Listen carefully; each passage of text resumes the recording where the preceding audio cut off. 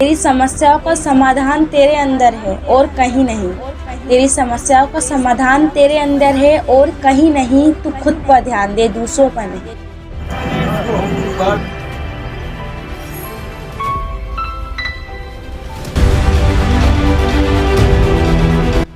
खुद पर ध्यान दे। आज यही बात हम किसी एक स्टोरी से जानेंगे।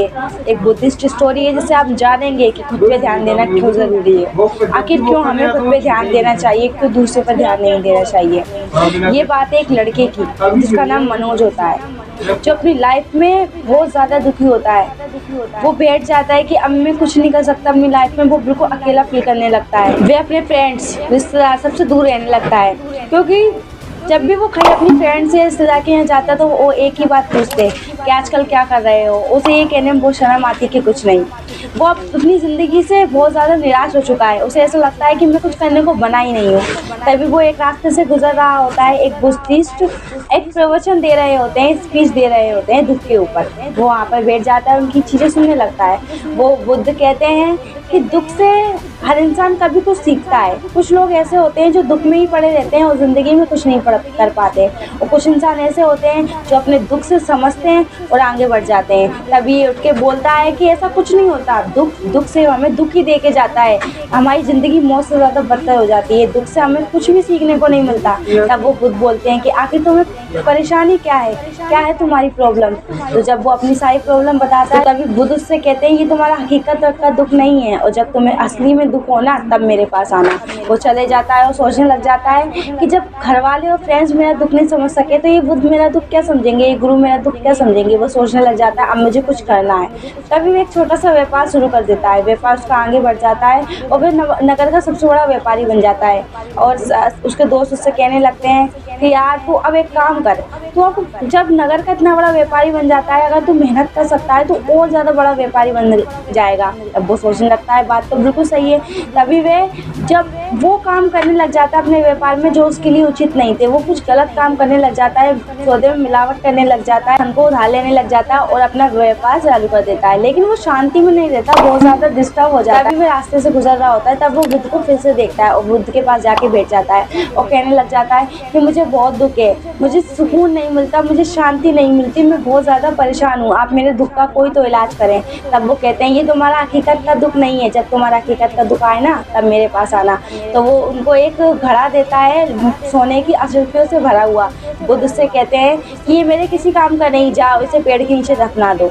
वो जाता है, उसे पेड़ के नीचे गाड़ देता है और गाड़ने के बाद चला जाता है। और तभी अब उसका व्यापार ठप हो जाता है, क्योंकि वो अपने व्यापार को सही तरीके से नहीं चला रहा होता है। वह अपने व्यापार को बहुत गलत तरीके से चला रहा होता है, उसका व्यापार पूरा बंद हो जाता है। वो बहुत ज़्यादा दुखी हो जाता है। वो कहता है अब मैं क्या करूँ। तब वो फिर बुद्ध के पास जाता है, क्योंकि वो सोचता है बुद्ध ने यूँ कहा था जब तुम्हारा असली दुख आए जब मेरे पास आना। वो बुद्ध के पास चला जाता है और कहने लग जाता है कि बुद्ध आज तो मुझे असली में बहुत बड़ा दुख है, क्योंकि मेरे पास अब कुछ भी नहीं है, मेरा व्यापार भी खत्म हो गया है और जब कोई मेरे साथ नहीं है। जितने ही मेरे रिश्तेदार, मेरे दोस्त थे, सब मुझसे दूर हो चुके हैं। जो वो दोस्त जिनसे मैंने धन उधार लिया था, मुझे ऐसा लगता था कि मेरी परेशानी के वक्त वो मुझसे पैसे मांगेंगे नहीं, लेकिन सबसे पहले वही मुझसे पैसे मांगने आते हैं। मैं बहुत ज़्यादा दुखी हूँ, मैं क्या करूँ। तब बुद्ध कहते हैं उससे कि ये बता तुमने सबसे क्या सीखा। वो कहता है कि मैंने सबसे सीखा है कि जो लोग हमारे सफलता में हमारे साथ हैं वो हमारी असफलता में हमारे साथ नहीं होंगे, क्योंकि वो हमारी खुशी में हमारे साथ हैं, वो हमारे दुख में हमारे साथ नहीं होंगे।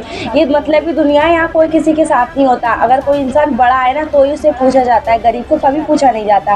बुद्ध मुस्कुराते हैं और ना उसे जो अशर्फी का घड़ा कभी उसने उन्हें दिया था वो उन्हें वापस कर देते हैं उस लड़के को। कहने लगते हैं कि जाओ अपना छोटा मोटा काम शुरू करो और जब तुम्हारा असली दुख आए तब मेरे पास आना, अभी तुम्हारा असली दुख नहीं है। वो चले जाता है और वो जो अशर्फियों का घड़ा होता है उससे अपना व्यापार शुरू कर देता है छोटा मोटा। और छोटे मोटे व्यापार में वो बहुत ज़्यादा खुश हो जाता है, उसे कोई प्रॉब्लम नहीं होती। तभी वहाँ पर उसको एक बहुत बड़ी समस्या होती है। उसके जो माता पिता थे वो वहाँ से गुजर जाते हैं, तो उनकी डेथ हो जाती है। तो वो बहुत ज़्यादा दुखी हो जाता है और फिर वो उस घर को देख रहा होता है जो उनके माता पिता को होता है। कभी उसके पापा उस घर के पीछे लड़ा करते थे कि मैं अपनी संपत्ति किसी को नहीं दूंगा, मैं आगे कैसे जीऊँगा।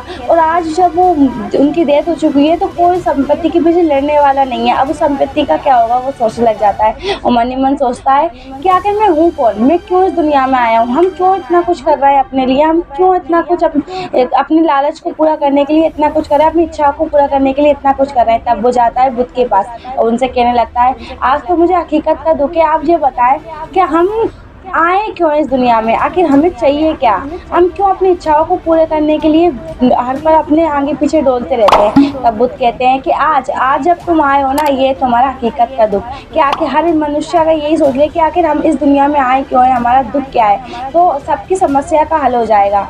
ये वो लड़का कहने लगता है कि बुद्ध कुछ मुझे हल बताओ, मैं क्या करूँ, मुझे कुछ समझ में नहीं आ रहा है।